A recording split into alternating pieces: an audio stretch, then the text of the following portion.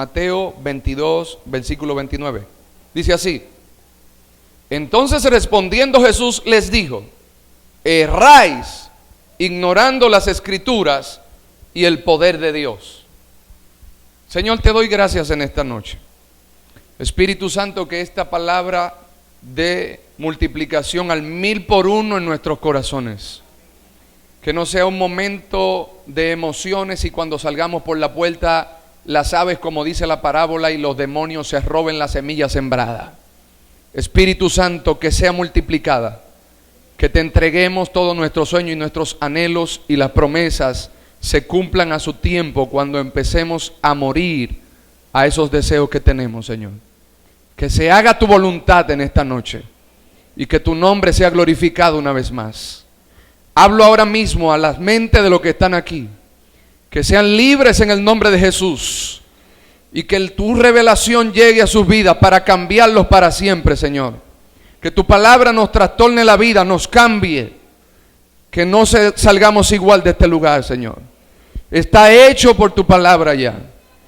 Gracias, Señor. Amén y amén. Leyéndote este solo versículo, yo voy a tomar un tema en esta noche para hablar con ustedes. Y el tema del que voy a hablar es: necesitamos conocer y vivir más de la palabra, del poder y la gracia. Es un llamado 9:11 del cielo. Necesitamos conocer y vivir más la palabra, del poder y la gracia. Y eso es un llamado 9:11 del cielo. En el versículo que yo leí en Mateo 22, 29, si usted lee la historia completa, se va a dar cuenta que Jesús está hablando aquí con los saduceos. ¿Quiénes eran los saduceos? Eran unos religiosos de la época que estudiaban mucho y tenían una creencia en particular. ¿Cuál era? No creían en la resurrección. Para ellos eso era una filosofía hueca y vacía. Nadie resucitaba. Y por eso le tienden una trampa a Jesús. Le preguntan: Señor, había un hombre que estaba casado con una mujer, y este hombre tenía 7 hermanos. Ese hombre murió. Luego que murió, la mujer se quedó con el segundo hermano. Murió el segundo y la mujer se quedó con el tercero. Murió el tercero y la mujer pasó a mano del cuarto. Murió el cuarto y la mujer pasó a mano del quinto. Murió el quinto y la mujer pasó a mano del sexto. Murió el sexto y la mujer pasó a mano del séptimo. Entonces le hacen la pregunta buscapié a Jesús: ¿de quién será mujer ella cuando resuciten en la otra vida?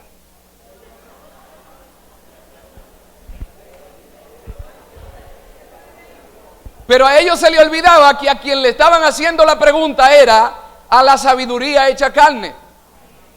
Entonces la sabiduría hecha carne le contesta en el verso 29 que te leí. Dice: erráis ignorando las Escrituras y el poder de Dios.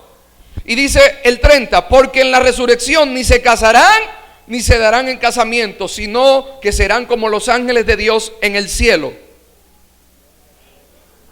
Así, oiga bien, vi una sonrisa en los hombres que están cansados de sus mujeres, como que ya no vamos a estar juntos allá arriba en el cielo. Dile, mujer, dile a tu hombre: cuidado.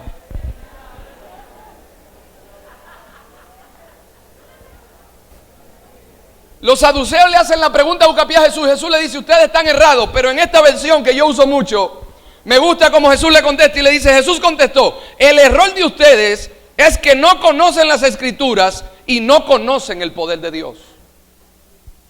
Y en el 30 dice: pues cuando los muertos resuciten, no se casarán ni se entregarán en matrimonio. En este sentido serán como los ángeles del cielo. Ahora dice el 31: ahora bien, en cuanto a si habrá una resurrección de los muertos, porque Jesús era tan específico, primero le contesta lo de que no hay casamiento después de la muerte cuando resucita. Ahora viene a darle un golpe en la cabeza a su doctrina de que no hay resurrección. Y dice el verso 31: ahora bien, en cuanto si habrá una resurrección de los muertos, ¿nunca han leído acerca de esto en las Escrituras? Mucho después de que Abraham, Isaac y Jacob murieran, Dios dijo: yo soy el Dios de Abraham, el Dios de Isaac y el Dios de Jacob. Por lo tanto, Él es Dios de los que están vivos, no de los muertos. Cuando las multitudes lo escucharon, quedaron atónitas ante su enseñanza.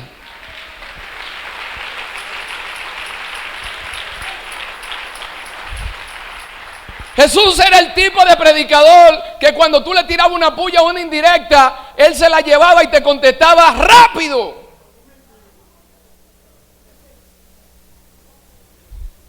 Entonces yo decía, necesitamos conocer y vivir más de la palabra, del poder y de la gracia. Y cuando te hablo de la palabra, estoy hablando de las escrituras, estoy hablando de la Biblia.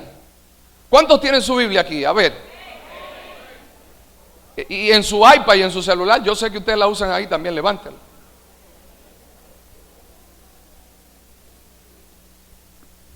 ¿Por qué necesitamos conocer de la palabra? Porque hay algunos que no valoramos el libro que se nos ha sido dado y no sabemos a qué nivel está la bendición de nosotros profundizando en este libro. Rápidamente te voy a dar unos datos de la Biblia que ya lo he dado antes aquí, que están en un libro muy jugoso que los recomiendo. Se llama Evidencia que exige un veredicto, de Josh McDowell. Este libro me marcó mi vida. Era un tipo ateo. Era más ateo que los ateos. Y estaba haciendo una tesis, preparando en la universidad como maestro catedrático para demostrar que la Biblia era una basura y que el Evangelio era un disparate y que Cristo no existía y que Dios no existía. Josh McDowell. Lea sobre la biografía de él.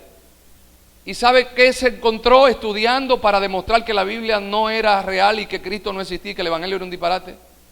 Estudiando profundamente se dio cuenta que la Biblia es más real de lo que él se imaginaba y que Dios todavía existe y es poderoso. Y por eso escribió este libro llamado Evidencia que exige un veredicto. Pero lo que me gusta de este libro es que él no dice datos aquí solo por la fe. Yo creo en Dios por la fe, que Él existe por la fe. A mí no hay que hablarme mucha teoría para creerlo. Pero este tipo necesitaba conocer datos físicos, datos científicos para que le demostraran que lo que está en la Biblia es real. Hay gente que tú no la vas a poder convencer nada más por la fe. Hay gente que tú vas a tener que conocer de lo que está hablando para poder alcanzarla. Y él da estos datos, escúchelo. Oiga lo que descubrió. La Biblia es única. Es el libro diferente de todos los otros. Es la manera de Dios hablar al hombre.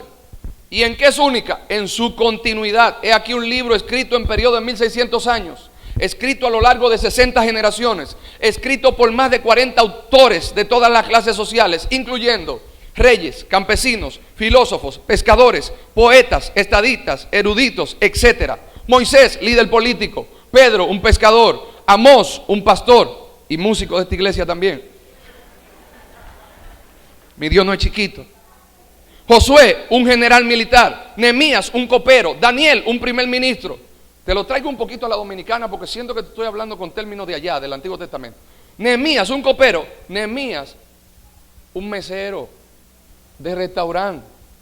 ¿Cómo le llaman? Mozo. Nehemías era el mozo, el camarero del rey en ese tiempo. Y dice, Lucas, un médico, Salomón, un rey, Mateo, un cobrador de impuestos, Pablo, un rabino, escrito en diferentes lugares, Moisés en el desierto, Jeremías en una celda carcelaria, Daniel en la ladera de un cerro y en un palacio, Pablo dentro de los muros de la prisión, Lucas mientras viajaba, Juan en la iglesia de Patmos y otros en medio de los rigores de la campaña militar. ¿Qué descubrió él? Él quería comprobar que la Biblia era un disparate. A propósito que estamos en el mes de la Biblia. ¿Sabía que septiembre es el mes de la Biblia para nosotros? Que se celebró una actividad el martes pasado muy linda aquí. Y él quería demostrar que la Biblia era un libro más, un libro común. Pero se dio cuenta que fue escrita por más de 40 escritores que hablaban de un mismo tema. Y el tema central de la Biblia es la redención del hombre y un Dios amoroso viniendo a rescatarnos a nosotros. Y esos 40 escritores tenían profesiones diferentes. Usted la oyó ahí: campesinos, coperos, doctores, reyes. Había todos los niveles de lo que escribieron la Biblia. ¿Y sabe que usted descubre al final cuando la lee? Que ninguno se contradijo. Pero no solo eran de sistemas pensantes diferentes en cuanto a la educación. eran también de tiempos diferentes y de territorios diferentes. Ellos no se pusieron de acuerdo. Mira, vamos a escribir esto, vamos a ponerlo de acuerdo. Ellos vivieron en años diferentes y tenían culturas diferentes. 40 escritores, no se contradijeron ninguno. Por ahí comienza el hombre a ser inquietado. Ay, mamá, este libro no es común. Y sigue estudiando. Entonces se da cuenta que la Biblia fue escrita en 3 idiomas, que son hebreo, el griego y el arameo. Pero el hombre sigue indagando y dice, ¿qué más hay? ¿Qué otros datos hay para yo saber que esta es la palabra de Dios? Pues se dio cuenta que la Biblia, de donde proviene también, es un lugar especial y tiene un significado especial su nombre. Algunos de ustedes todavía no saben a este dato que le voy a dar, otros sí. La Biblia fue escrita en un material llamado papiro. ¿Pero de dónde viene este material? El material de la escritura más común de la antigüedad fue el papiro, que se hacía de la planta denominada papiro. Esta caña crecía en los lugares poco profundos de los lagos y ríos de Egipto y de Siria. Desde el puerto sirio de Biblos se embarcaba grandes cargamentos de papiro. Se supone que la palabra griega para libros, Biblos, proviene del nombre de este puerto. Ahora entiende por qué le llaman Biblia. Viene de Biblos. Biblos quiere decir libros. Y había un puerto en Egipto que se llamaba Biblos. Y ahí era donde se buscaban las cañas para sacar el papiro, de donde se utilizaba el material para escribir el libro que tú tienes en la mano hoy. Pero él siguió indagando y dijo, todavía no me convenzo de que la Biblia es la palabra de Dios. Estos datos tan medio superficiales. Pues siguió estudiando y se dio cuenta entonces que el gran filósofo francés llamado Voltaire, ¿cuánto lo han oído mencionar? Dijo que 100 años después de su muerte, la Biblia iba a desaparecer y el Evangelio también. Murió en 1778 y 50 años después, Dios no esperó a los 100. Yo no entiendo este Dios. Dios no esperó 100 años. 50 años después, su casa era la imprenta más grande de Biblia de ese tiempo.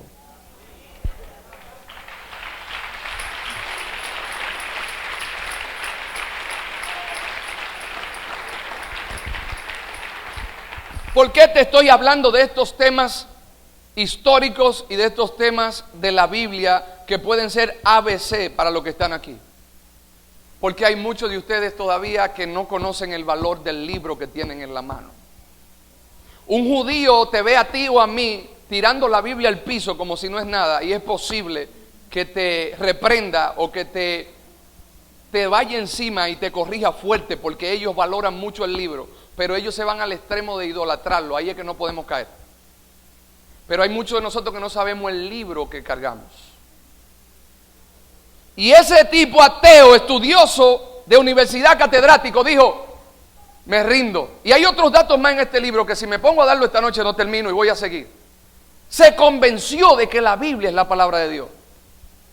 Y él se dio cuenta que si pusiéramos a algunos escritores de estos tiempos modernos a escribir sobre un mismo tema, oye bien, del mismo tiempo, de la misma cultura y del mismo país y del mismo idioma, si lo pusiéramos a escribir de un tema en lugares diferentes, lo dividimos. Mire, ustedes me van a hablar de la guerra mundial o del petróleo, o ustedes me van a hablar del ébola, y uno se va por acá, otro por allá, otro por aquí, y lo dividen y le dicen, escríbame bajo un tema un libro y vamos a juntarlo.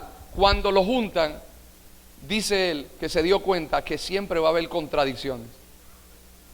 Pero la Biblia, los escritores no estuvieron juntos en el mismo lugar, no hablaban el mismo idioma, no estaban en el mismo territorio, y todos hablaron en resumen de un mismo tema, la salvación, y ninguno se contradijo.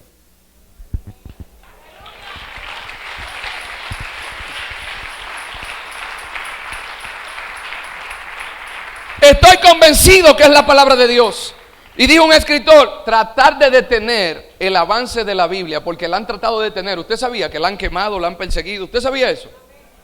Dice el que tratar de detener la circulación de la Biblia es como poner tu hombro de carne y hueso contra la rueda del sol y decirle, detente ahí, sol.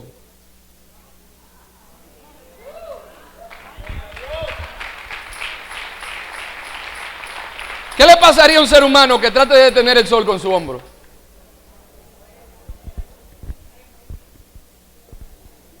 Es necesario que conozcamos la palabra. Es necesario que vivamos la palabra. A mí me da un poquito de apuro porque los pentecostales, que somos nosotros, que creemos en el fuego, en los dones del Espíritu y en lo sobrenatural, somos poco profundos en la palabra. Y es por eso que los evangélicos pentecostales a cualquier predicación aplauden, brincan, saltan y hasta sienten. Y si se van a la luz de la palabra, a veces se está hablando mucho pluma de burro en la predicación.